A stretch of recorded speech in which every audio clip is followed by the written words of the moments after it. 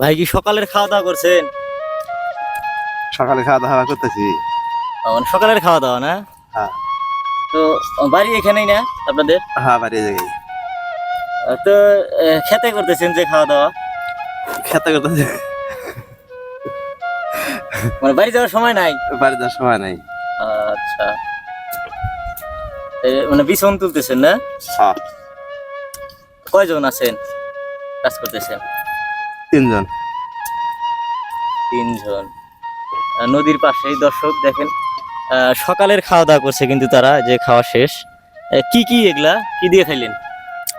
শাক বাজার, কুমড় ভাজি। শাক ভাজা আর কুমুর ভাজি। কুমুর, এই যে দর্শক দেখেন, শুটকি না, শুটকির সাথে কুমুর ভাজি।